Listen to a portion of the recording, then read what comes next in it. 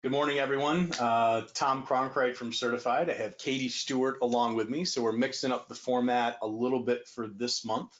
While this was not my idea, our team thought it would be a good idea to sit down and have kind of a fireside chat format where everyone can just ask questions and get my perspective of things that are top of mind. So.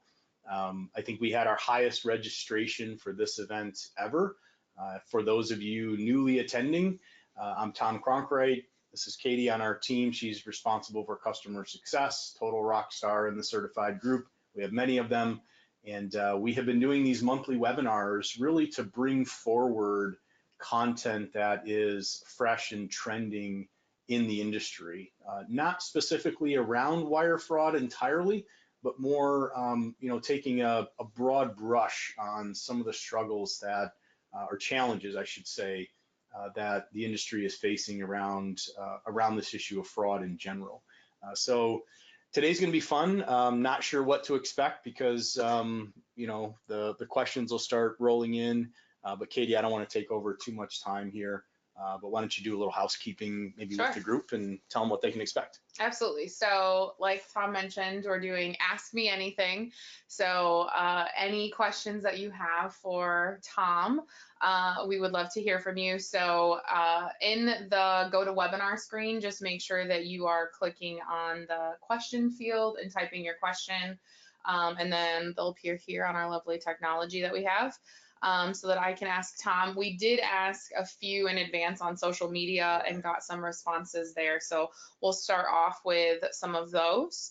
But do we want to give an introduction to just kind of what Certified is in case this is their first time? Yeah, so I know we've just sprayed so much content out on a monthly basis, and we were just tallying some stats, and by the time we're done today, we'll have reached, I think, just over 5,000 people that have registered for these monthly webinars. And this is month really 9 because we took July off, I think, to summer month. So next month, before I forget, because I will, we are going to either have the Secret Service or the FBI give us a summary of what they saw as far as top trends in 19. And then most importantly, I can't wait to have them on, is what can we expect going into 2020? So where is this ball moving in what direction so that we can best prepare as we get into the strategic planning season for most companies?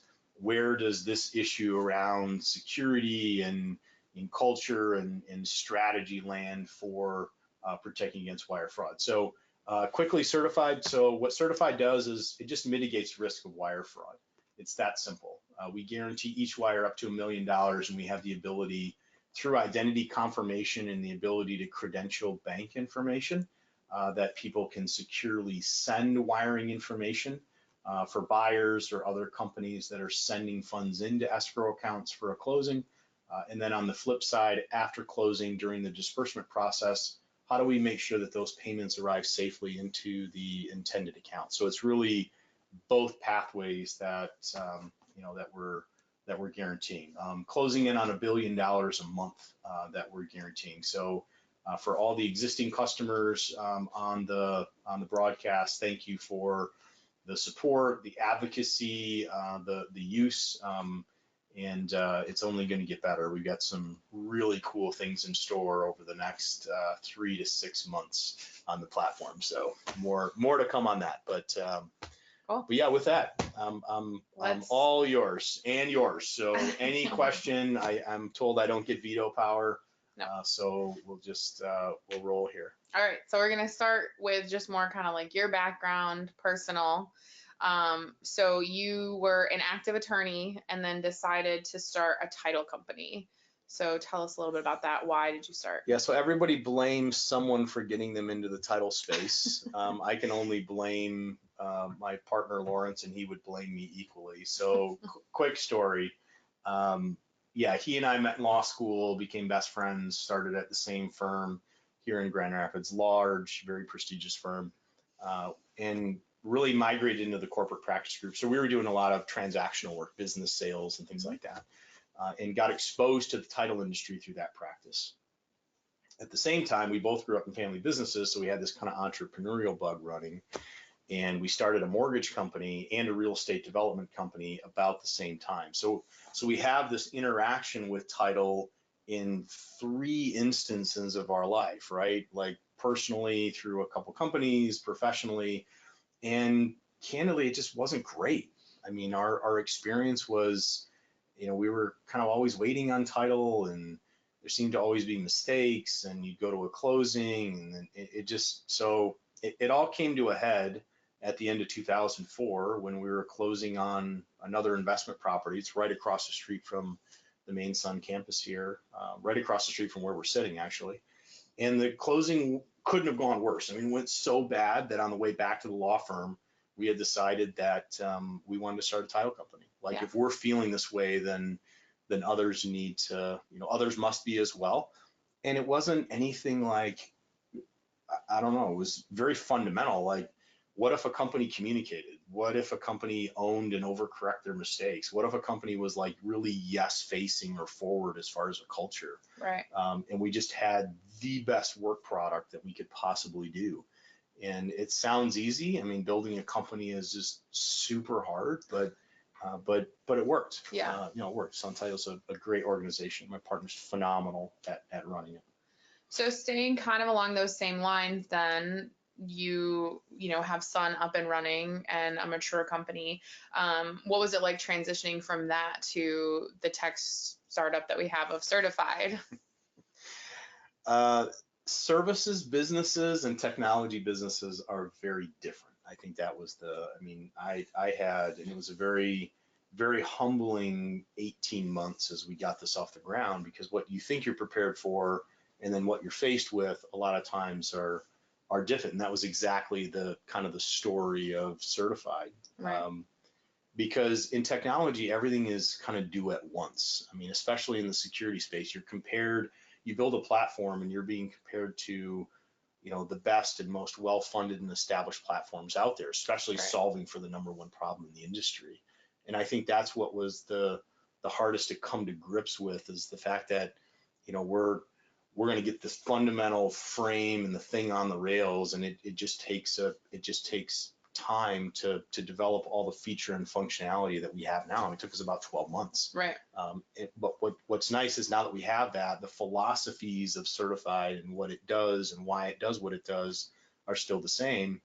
And the features that we're adding and the technology for additional security is almost entirely customer driven now. It's really Right. cool. So that insight, but it was incredibly hard transition, I would say. Yeah. Okay. Shockingly hard. Okay.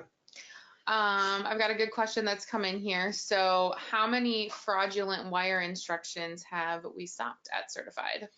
Yeah, we get that question a lot. So what's hard about fraud detection, I'll say I would estimate well over 1,000, okay? Mm-hmm. But what's hard about fraud detection is that you could have this session of, you have a really strong suspicion based on the analysis that it is a fraudster on the other end. Right. Some of it is very clear, but Right. there's this gray area where, because we have so much insight on device and location, Right. and the way that we proof and the way that the platform is designed, we have some pinpoint markers that fire off on our system that say, hey, that this is bad. Right. I mean, this is really bad. A proxy session, a Tor router, a VPN masking its identity. Right. I mean, I could go on and on. So I don't want to overstate, but I would say it's well over 1,000. I think the biggest benefit, though, is that when Certified empowers an employee or an organization with insights that they don't have, because that's what we do, right? You've seen it, you see it every day. Mm-hmm. And we're able to call out or kind of bubble up this instance where, look, something looks off, something's out of the ordinary. Right. And it allows them, because we let them know what's going on, it allows them to manage that on an exception basis. Yeah, we have seen fraud stop right at the 1-yard line where we're presenting bank information to somebody receiving wire, and they say, that's not my account information, don't wire here. Yeah. I mean, or a device showing up in the Asia Pac region or Africa or things like that. Yeah. So Well, and I think it's hard to quantify too, just because, so we know that there have been at least that many that have gotten to the point where we say, nope, that's a bad guy. But so many of the bad guys fall off because the door's locked, so they see they can't get any further, No, and can't count no, those. that's a really good point. And somebody might not hear from them. I mean, it's no different than, somebody, cases a store and tries to steal product and is not successful and they go on to another target. That's exactly what these guys do. It's no different than breaking into a house, stealing the jewelry or the safe, and moving on to the next target. Well, if you've got the locks and the lights and the dogs and everything out front, they're going to look at it and they might try to hustle around the side or something like that, but they're going to realize this is not the easiest target. Yeah, I'm going to go to the next thing in my spooled queue and try to hit the next transaction that is being profiled. So I think that's a really good point. And not to get off topic, but that's cybersecurity these days. We have educated and said, look, the ideal state is not 100% cyber secure, because I don't think that exists, and only say that because the risk profile continues to navigate and move. Sure. Right. Business email compromise surpassed malware as the top target, last year, and we're seeing that grow.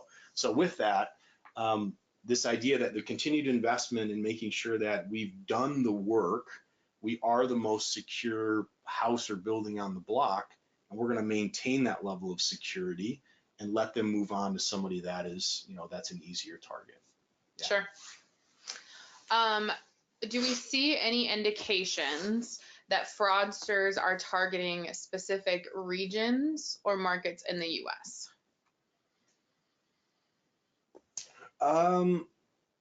Boy, I think profiles, maybe not regions. So if you're trying, let's say if you're a multi-state title company, we have a lot of them on the platform. Mm-hmm.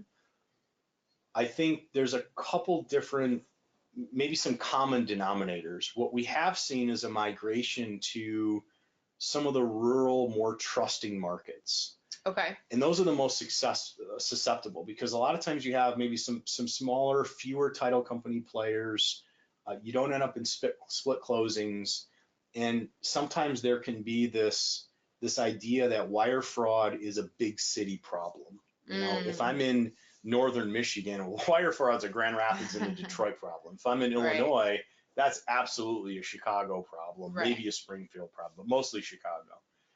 And they prey on those values in the sense that we have seen instances that in the most obscure rural markets of people doing very low volume, they'll come in and they'll run a sophisticated attack, and it just shocks that local community. And you think, well, how could this area of Idaho or Michigan have been a target? Like everyone knows everybody. Everybody goes to church at the same place, and we're on bowling league on Thursday nights. I mean, why would we be a target?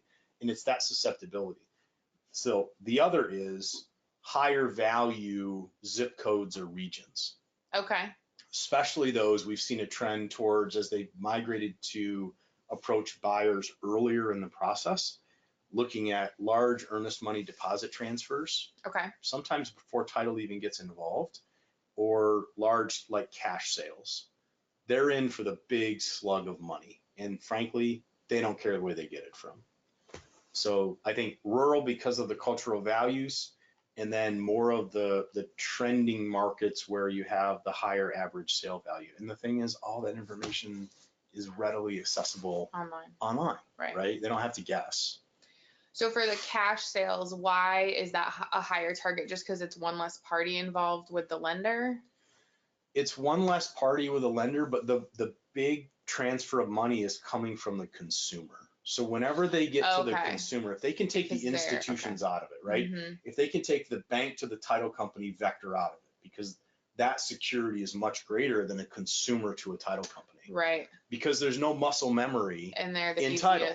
So even if like the last time, I don't know when last time I bought my house was, we're going on 13 years when we built our current house, right? Well, if I wasn't in the industry, how much has changed in 13 years? Sure. A ton. Sure. So I'm relying on an agent or an attorney or somebody to guide me through this closing process. And the title industry, and I'll just say it hasn't done a great job on direct to consumer awareness. Alta's HOP program and that are helping, but we need to do a better job of putting out there that, hey, we have a stake in this. We're a huge part of these real estate transactions. Yeah. But I think they're getting that because they're more susceptible.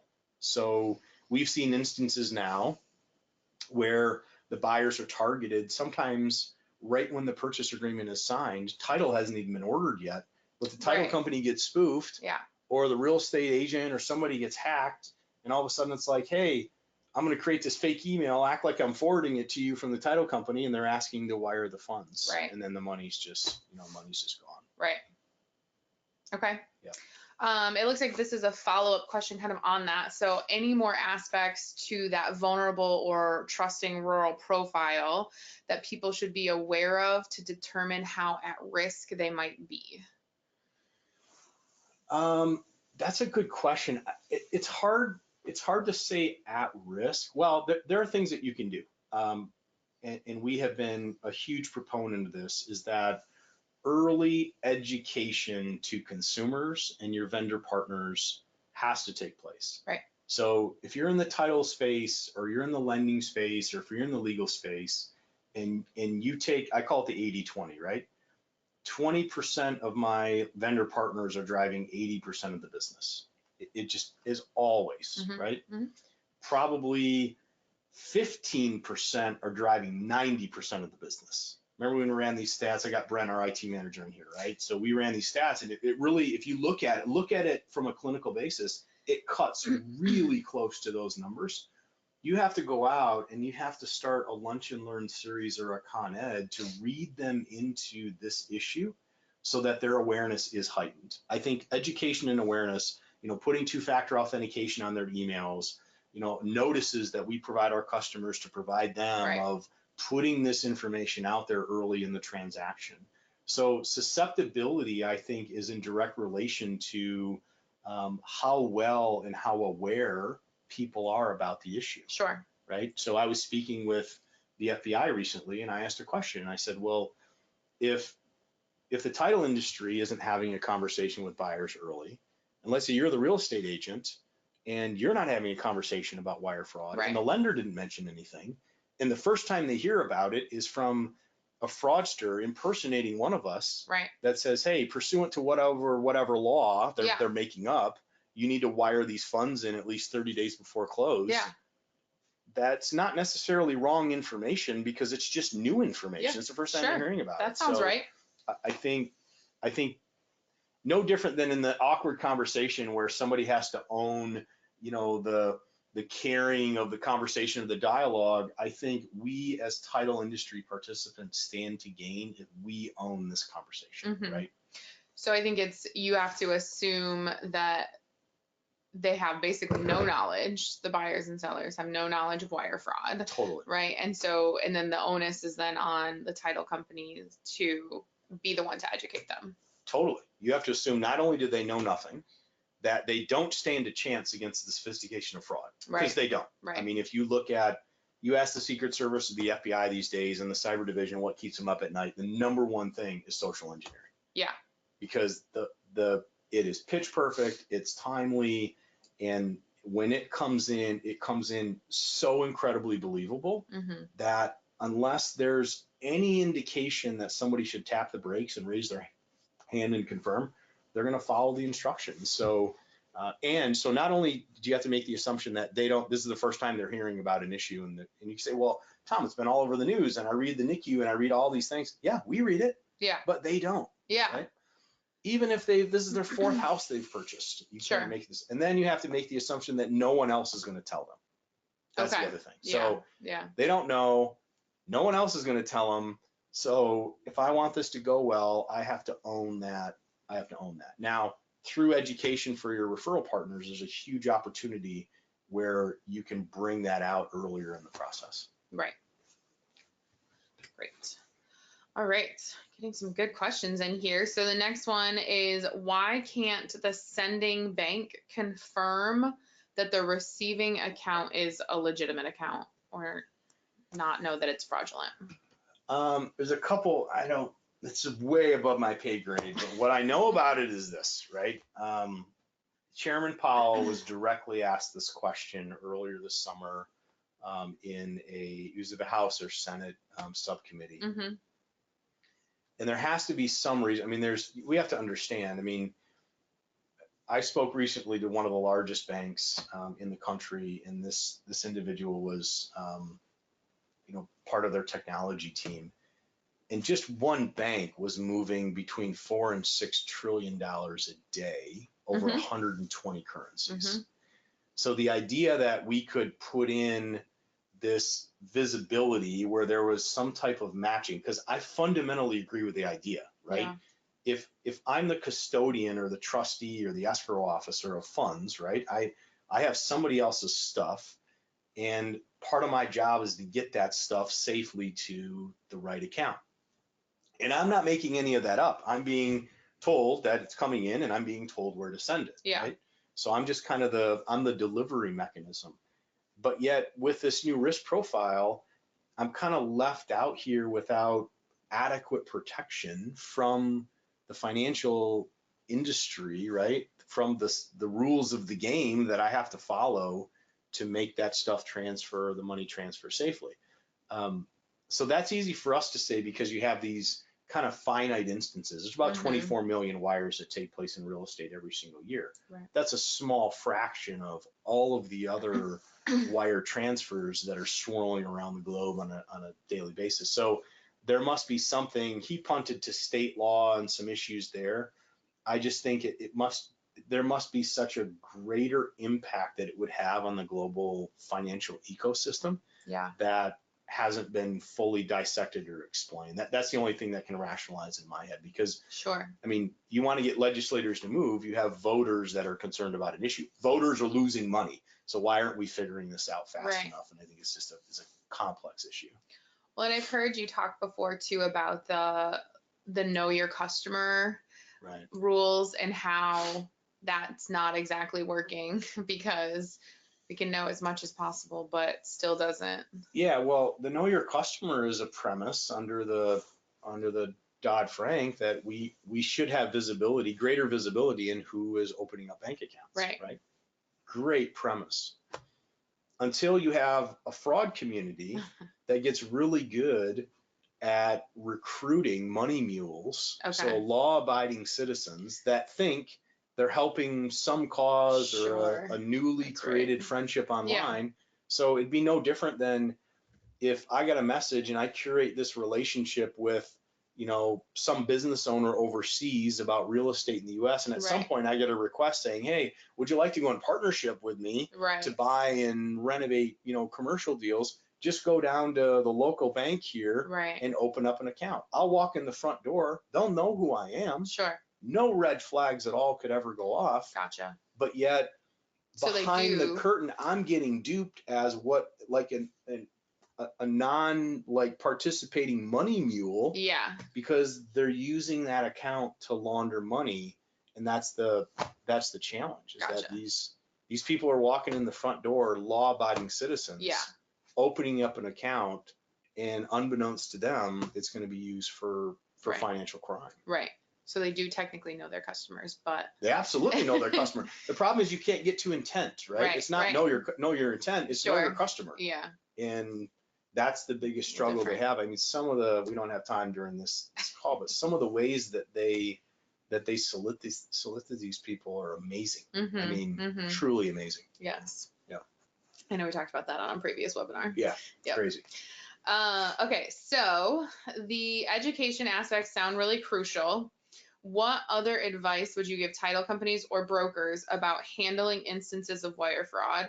And then I'm actually going to combine that with another question that we had as well that says, if I'm brought into a legal battle, how do I get out of it?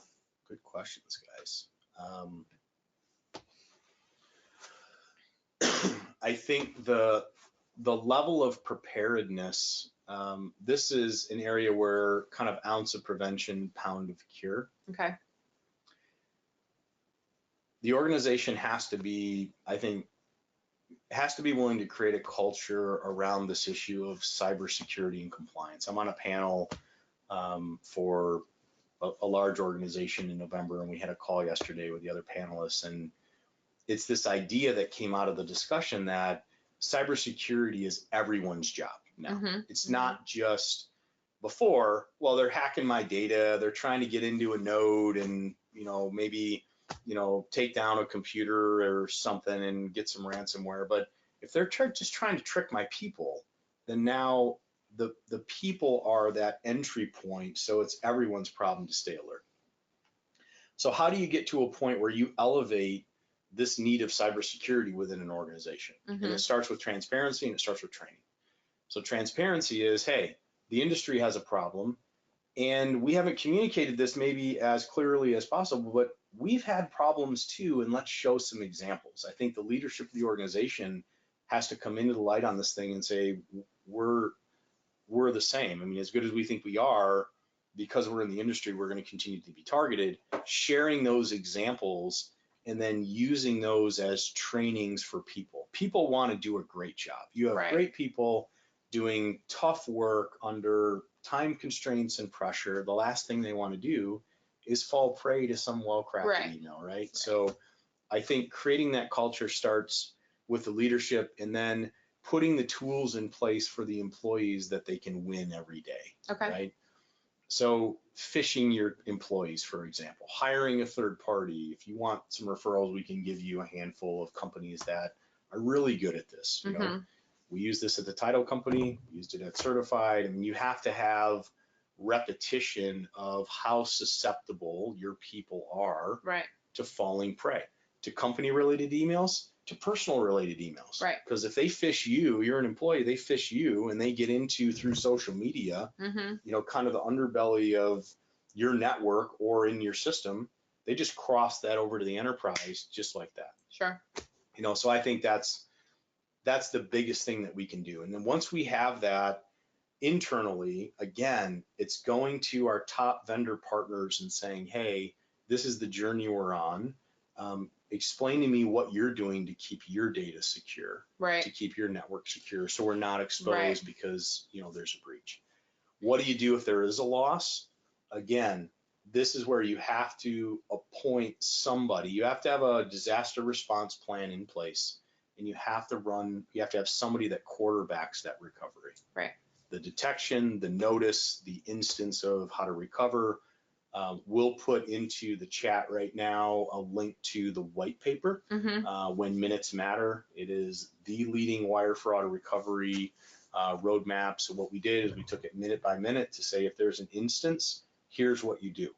Well, guess what? Don't wait for one.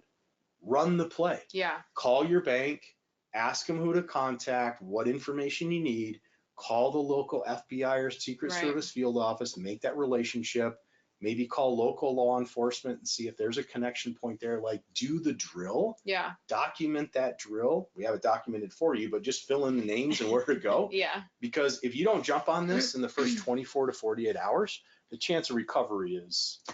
So at Sun, who is, and you don't have to say their name, but like what position, who is the quarterback for Sun for the disaster recovery? The quarterback for the disaster recovery, because of our size, we would be deploying 2 teams simultaneously. Okay. So our IT team would run down the security forensics, because you always have to know if there's a breach, where did it come from? Sure. Like, do we have an open valve here that needs Right. to be closed? Right. So you immediately have to jump on the forensics, right? Okay. Called the post-mortem analysis of an incident. But then typically the owner of the company Mm-hmm. or the controller would run point on the recovery, like Okay. very high level, because a lot of times when you're trying to get information, they want to make sure that you have somebody that has weight in the organization, Mm-hmm. especially in those early hours, that they're speaking to at least an owner or a senior level person. Okay. Yep. Makes sense. The next question that we have coming in is, how secure is the Google security that some customers pay for encryption? And I'm actually going to help you out with this one because Brent has helped us out. And he says that Google does encrypt files natively, But that the best place to start and the best thing you can do is to enable two-factor authentication. And so I don't know if you want to speak a little bit more about Yeah, encryption or two-factor no, authentication. it gets into, I'll speak to it in a different way. So I'm not a security technologist, in the sense that I mean, you got to have people and we have people, right? We have third parties that really drive down into hardware and software and those areas that continue to move. So, um, two-factor authentication is just a must. Yep. If you don't have multi-factor or two-factor authentication on every single Yep. possible site that you interact with Yep. on a regular basis, I'm talking LinkedIn, Instagram, Facebook, Yep. it doesn't matter. You have to have that turned on, right? It's just silly not to. I think that keeps, and this is where, again, our vendor partners, if they turn that on, our risk goes down so low. And I say that because a lot of times in fraud, they're looking for the easiest door to walk through, right? Who's the most susceptible to allowing me or giving up account credentials? So let's say that's vendor partner A, right? Let's say it's the lender in our example. It's a mortgage broker. So the mortgage broker's email is compromised. The mortgage broker a lot of times isn't the target. The target could be the title company on the payoff. It could be the target company, it could be the title company on the net proceeds wire to the seller, or it could be the buyer on the cash to close wire. So a lot of times they'll expose one party with the plan that if I can get information here, I'm going to easily trick a more vulnerable party in the transaction, right? So that's where 2FA is absolutely huge. On secure email, I will say this. We recently did an analysis of the top court cases, right, around wire fraud in real estate. And for whatever reason, judges are crazy about encrypted email. They have in their mind that encrypted email is just a silver bullet. Like if you encrypt the email or you didn't encrypt the email, this is the bigger thing. Because you failed to secure or encrypt that email, that's where the liability stick is moving, really quickly in the wrong direction against you. The irony of it is, and I like encrypted email, use encrypted email, but if the fraudster is in the email account that you're sending to, it will guarantee that the fraudster sees the email because encryption is in transit, not at rest. Right. And by and large, unfortunately, and I get it the same way, I'm subject to it, is encrypted email is a lot of friction. Like my banker will send me a message. It comes in encrypted. And so then I just open up Outlook and say, are you trying to message me? Like, what are we doing? I don't want to go through this portal, right? So anyway, we can talk all day on that. But yes, encrypted email is good. Okay, so then if I'm concerned that my vendor is exposing me, so we said two-factor authentication is a good solution, but what else can I do to make sure that I'm secure if I'm worried about one of my vendor partners? I mean, taking it the distance, a lot of times we don't have contracts with our vendor partners. I think the only contract that I have seen is where lenders have been sending over the last 36 months service provider agreements to title and settlement providers. That's part of, though, know your vendor under Dodd-Frank. So that's driven from more of a federal statutory level. I think pragmatically, two-factor authentication, asking them if they have a third party, like how do you store your data? Do you have just a box in the closet and everybody? I'm asking the vendor this? Yeah, just some simple questions around, hey, just curious, all these purchase agreements and these loan applications and these 1003, I mean, all this stuff, like where's it being stored?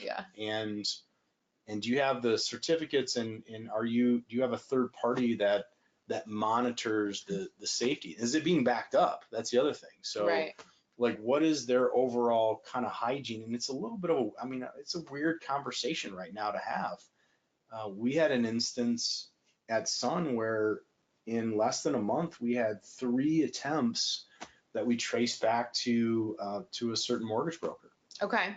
And ultimately had to fire that customer just because the risk was too great. Like, unless you can so if there is an incident or you suspect that, then you could easily ask them, I would like a third party to give me a letter that signs off on the fact that, you're good. I mean, Yeah. I can't, yeah, you're a computer programmer on the weekends, or you watch a YouTube video on cybersecurity. Sure. That's not what this is anymore. Right.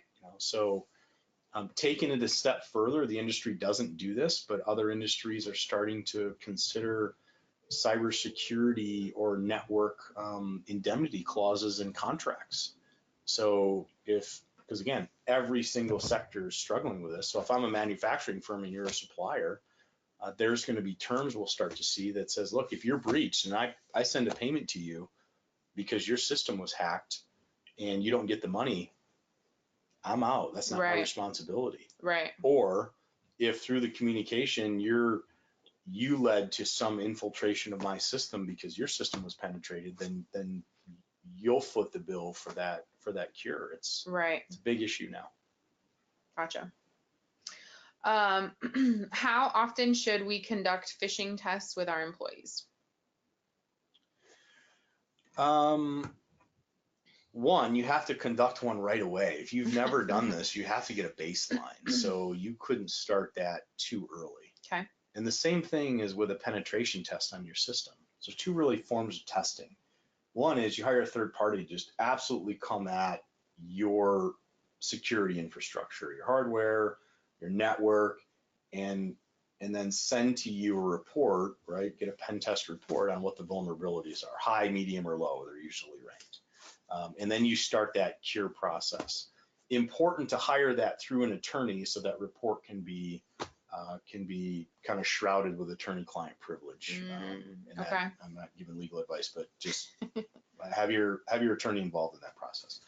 The phishing, though, is very active because phishing scams range from, hey, it's a company-facing scam to it's a personal-facing scam. The fraudster doesn't care how they get the credentials. They know if you use a password over here, it's likely going to be some iteration of a password over here, personal versus enterprise.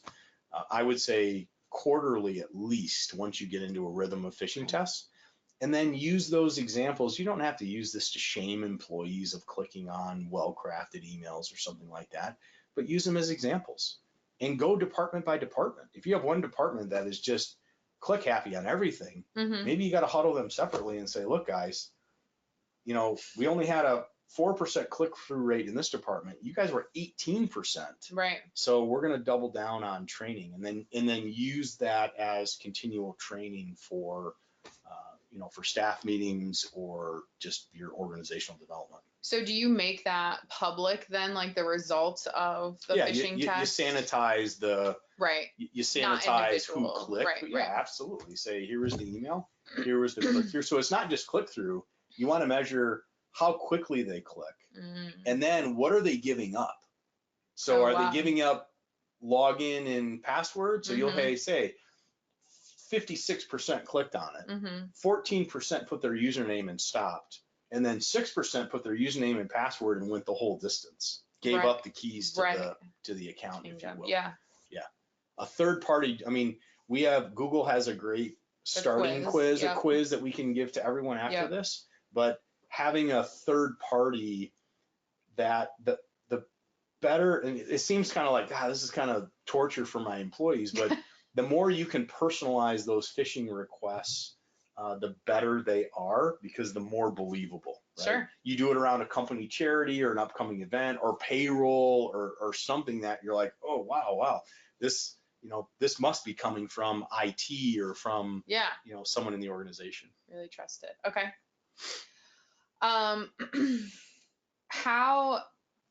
Let's do this one. What are the common cybersecurity mistakes that companies are making? That's a good question. I think the biggest, let me go 40,000 feet. We'll come down to maybe ground level, and I won't take too much time, but 40,000 feet this isn't my problem. So they don't identify with this issue that either the data I'm storing, the information I'm gathering, in repatriating through the transaction, or the funds that are coming in, like I'm good. I've done enough. Right. I think cybersecurity closing out 19, going into 20, is absolutely a journey. Like there's no end state to what we're seeing as far as new techniques and iterations from the fraudster. So I think not identifying with the issue. I think the other is um, not making this a company strategic initiative. So on my prep call yesterday, we were talking about this very same thing in the sense that why can't cybersecurity be a cultural component, right? Okay. People are aware that bad people are after, information or funds, and they're doing it electronically. So we look at it as an opportunity to say, hey, if we make the investment, if we do the training, if we create this culture and empowerment where people do have the time to tap the brakes and think before they act, they may think before they act. They'll train this behavior, and they may think before they act personally, which makes them more secure in their personal lives. Right. So Yes. bring this cybersecurity and relate it to them, where you say, look, not only here in the organization, but let's look at the impact that this could have on you or your family or your kids if Right. you were hit personally. Right. I think there's a benefit that companies could get from that type of awareness and education. So in summary, it's not my problem. If it is my problem, I haven't made it something strategic. Okay. And if I am going to make it strategic, how do I really bake that down so that the employees feel empowered that they have a stake in this? Because they do. Everyone's job now. It's not just the IT or the CISO's problem. It's everyone's problem. Okay. This person says, I have cyber and E&O coverage, but how do I know if it's enough, and if I'm covered for a loss? Yeah, so we touched on this in an earlier webinar. So briefly, there's a lot of changes around professional lines coverage. That's what we refer to as E&O. Right. We all have to have E&O to operate. Right. And then apart from that, you have the cyber insurance policies and cyber crime policies that you can purchase. Okay. A lot of the E&O is moving away from wire fraud and cyber related instances and going back to more of a, look, did you do your job, right? You're a title agent. There's this framework of you discharging your duties as part of the title premium and closing fee or whatever you charge. Did you do that work? And then the second is, well, what about all these other threats to my network, to the wire transfers, to my people, whatever? And that's moved in large part over to the cyber policies or cyber crime policies. The challenge is just we're seeing more sublimits and carve-outs. So in most cases, the highest amount you can insure right now is $250,000 for a wire fraud loss. Right. And that doesn't adequately protect us. So the one thing that's interesting about wire fraud against any other type of risk profile is the fact that you can't quantify it, in the sense that you don't get to choose how big the wire is that they're focused on, because you don't know till after. So was it a $5,000 earnest money deposit? Okay, it's not the end of the world. Stinks, but it's not the end of the world. Is it a $5 million refinance payoff on a commercial deal? Right. Okay, that could be lights out, right? Depending on the size of the company.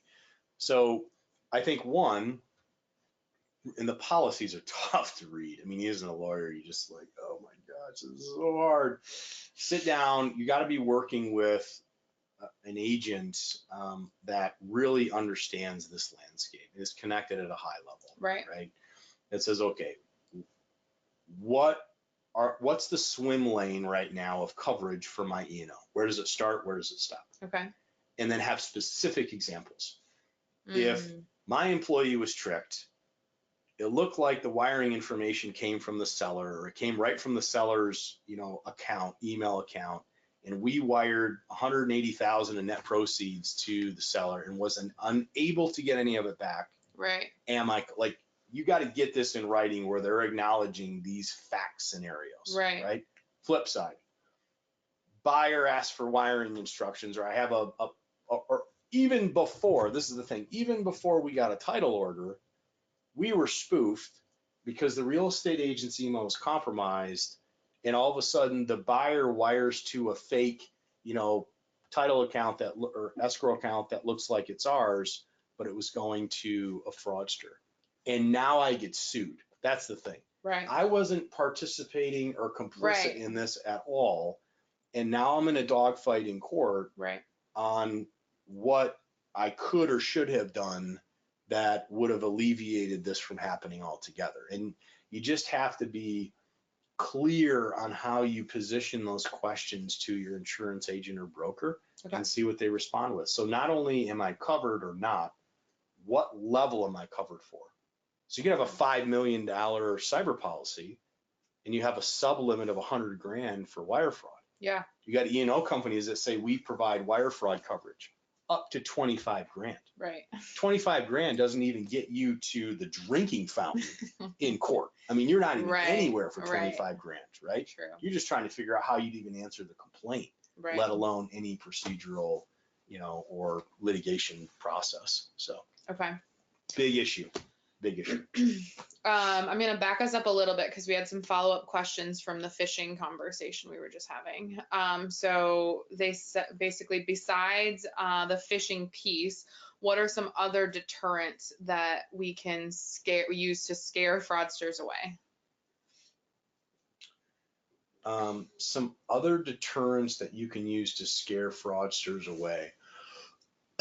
I don't know that you scare fraudsters away. I think you have to look at it and you have to frustrate. How do we frustrate the fraudster? How do we put enough smoke and fence and barbed wire and all that so they just simply move on? So what is that then? Yeah, because here's the challenge with fraudland. I call it fraudland, right? Is that, and this is coming from the FBI's cyber team out of New York, they never retire a fraud scam. Yeah, you said that. And I'll never forget that statement. So we were joking about the 9 Nigerian prince, and we were speaking to them in New York at a presentation, and they say, guys, people are still falling for that. They're still getting phone calls from the IRS saying you're about to get sued. The black Suburban's on its way. Right. You need to give up your credentials, right? So in that instance, I think, we look at it as kind of that layered approach of you can see them coming from a further distance through technology. Okay.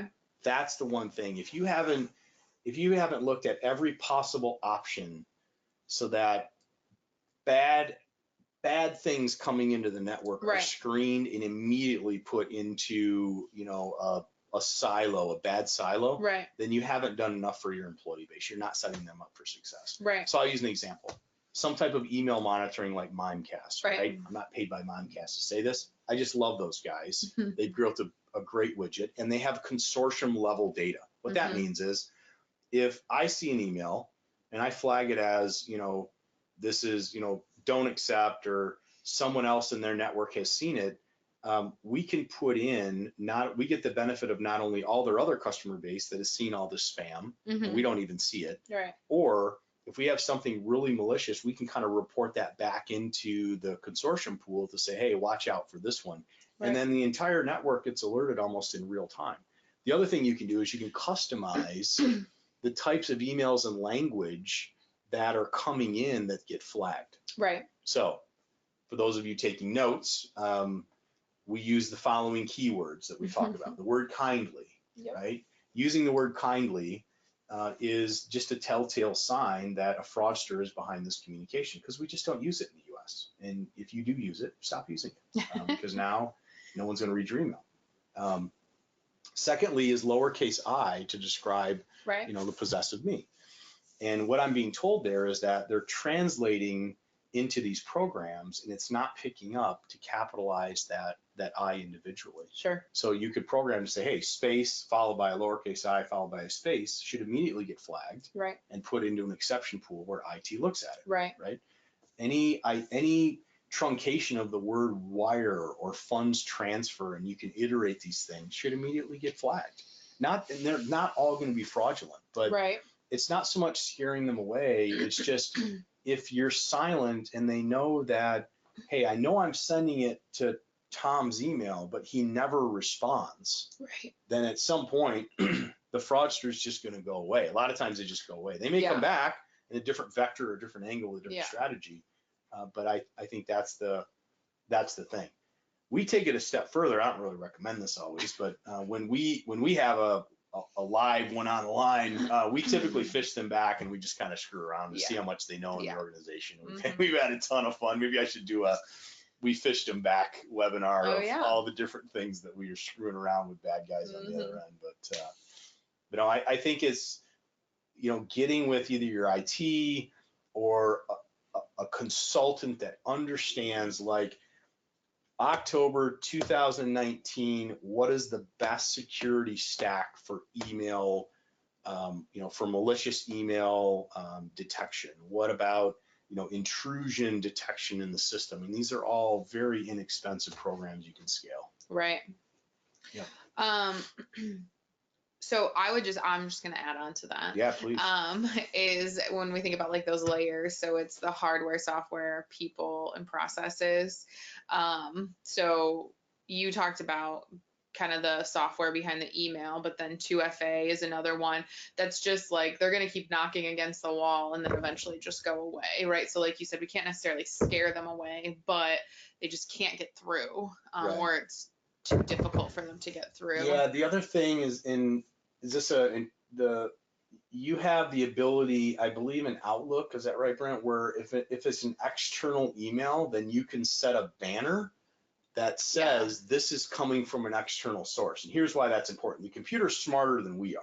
So if somebody is trying to mimic another employee, right, let's say it's a whaling scam, and it looks like it's coming from me to you, a banner will show up that says, this is an external email. Right. But yet it's an internal party. So that is an easy turn on within Outlook, where it will monitor those domains outside of the core domain, and then right in the banner, email from external source. Yep. And you've probably seen it when somebody replies to your message, right? And it shows a big red bar that says external. That's what they have turned on. Yep. You have to have that turned on. Yep. That's just another instance where you're helping your people out. Yep. Can you recommend a third party for phishing tests? So Brent has told us that what you guys use, or some recommendations that Brent has, which is you can always hire a consultant. And then there's GoFish, Lucy, Duo Security, and then Mimecast also does phishing training. I don't know if you want to add anything to that as well. PhishMe is another one, isn't it? We have PhishMe. Yep. PhishMe. Okay.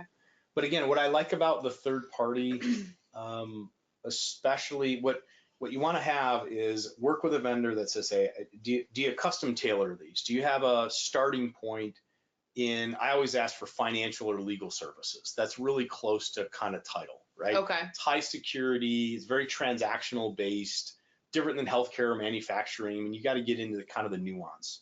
Have you worked for others in the title industry? Okay. And have you done company and personal level testing?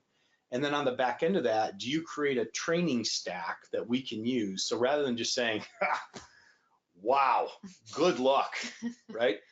Do you come alongside and prepare a set of materials that either you or we could present to the organization as far as training?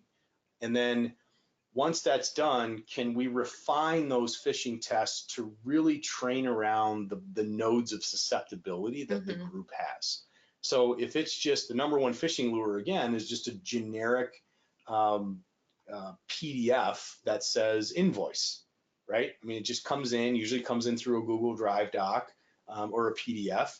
Well, if that's the one that's getting everyone, could we really pierce into that level of susceptibility? But I think all those companies do that. Okay. We recently ran one. It was just fascinating. It was so targeted. It was so well done. It was like super sneaky, which you want to be. You want to be super sneaky and catch them off guard. And it was a great training tool. It happened to be around a payroll period. We were spoofing ADP. And it was a phenomenal exercise. Yeah, because you're hitting them right, like, whoa, holiday weekend, no paycheck. Hold on a second. Yeah. Click, click, click. Yeah. No. Ask. Interesting. So you mentioned before, this is kind of with like the email filtering, the kindly space, lowercase I space, that those get flagged. What is the process like? Who reviews those flags, and then how do they get released if they are real? And So you either have your own IT department. Mhm. I sent Brent probably a good 10 a week, and I just say scam question mark. I don't even Okay. open the thing. I don't Okay. recognize it. Scam question mark. Okay. He comes back. Yeah, this was a really good, and I'm like, great, put it in the education deck, right? I want Okay. screenshots of it. So Okay. so he'll have the ability to open it into a sandbox that's not going to explode into some other part of the Okay. server or the network, Okay. where we can dissect it and really get into how it was created. If you don't have that, Yeah. you got to hire a third party to do email monitoring that you have that resource, Okay. because you may be running a title company. You're not up to speed with dissecting all the layers of how they're spoofing domains to look like it's coming from a trusted source. So either internally, which is great if you're that size. If not, this isn't expensive. Hire a third party that specializes in email security, and your emails will be routed through, typically through that Okay. pathway. Okay. So rather than hitting your server first, they'll route through there. Sure. Everything will get collected and aggregated, and the exceptions will get pulled out. And then ultimately, yeah, you'll have somewhere, God, I was waiting for an email from whatever, Yeah. Bob's survey. Yeah. It didn't come through. No problem. Could you look at it? I do that to Brent all the time. Okay. Whenever I sign up for something, it's going to drive you a little bit nuts, because you'll sign up for something, you're waiting for a confirmation code, and I'll be texting him, hey, I need a confirmation code from American Airlines. Yeah. Right.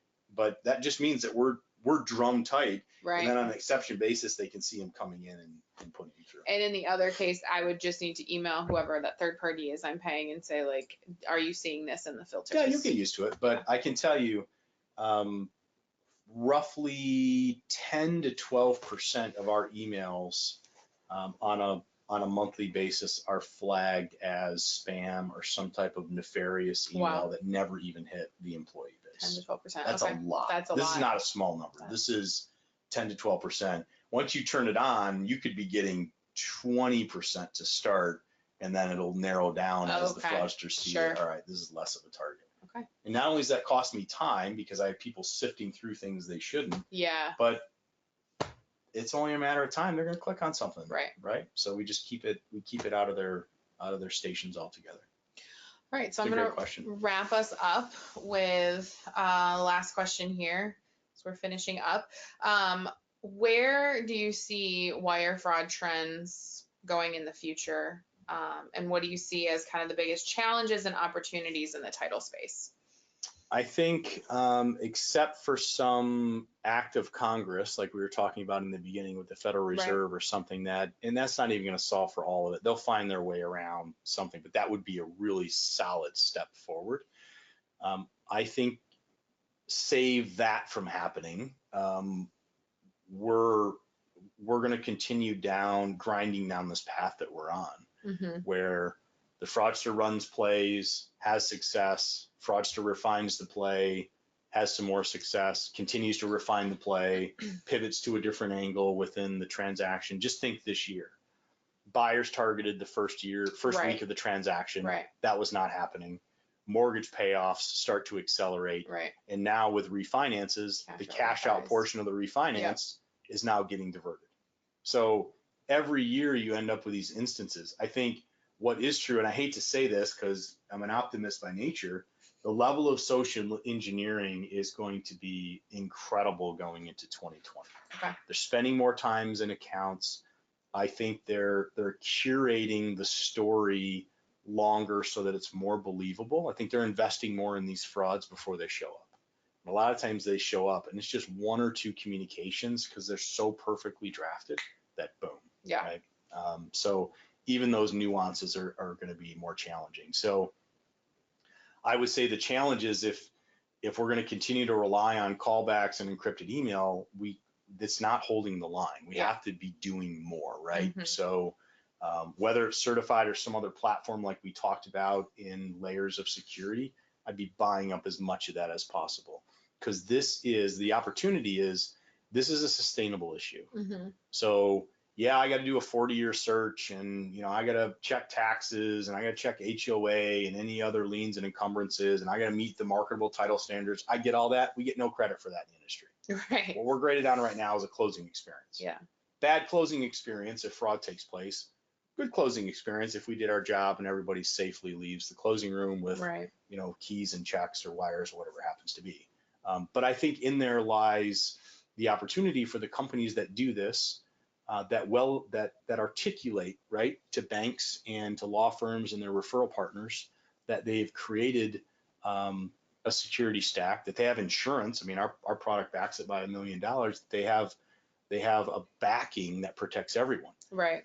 Title companies that do the work actually protect every other party in the transaction. Right. They protect the referral partners. They protect the buyers and sellers, even if it's a split closing market. I don't care. You meet your standard of care, you are paying this forward upstream and downstream for everyone. And I think that's what I would think is the kind of the benefit of this. Wherever there's this kind of disruption, there's always a way that, look, none of it's good. I don't want to overstate this. None of it is good, but it is manageable, right? You can lower your chances of getting hit or increase your success rate of, keeping the wolves kind of at bay on this. And I think the companies that do that, we've seen that in our own brands. The companies that do that stand to gain. Right. And the others, unfortunately, they just won't be here. I mean, it's just a matter of time. I think it's just a matter right now of whether or not your number gets punched, the fraud gets activated against the transaction parties, and it's a matter of how well everyone was prepared and performs. Sure. Yeah. Awesome. Well, this was fun. Yeah. Yes, this was a blast. I think we answered a lot of questions. Great questions, guys. Gave some good info. Yeah, so thank you. And thanks, Katie, for stepping in and having kind of a non-traditional webinar here. I hope everyone got a lot out of this. Again, we're going to do our final webinar. Will be November 1st, Wednesday in November. 6th, I believe it is. November 6th. Yep. We'll be putting out an invite to that. You're not going to want to miss that one. So we're going to do, again, a recap and then a future pace cast or vision of what we think, where this is going. Similar to the last question. Yeah. Where is fraud headed? And I'm just going to be directing that conversation with either the Secret Service or the FBI. So stay tuned. Until next month, thanks for tuning in and be safe. Take care.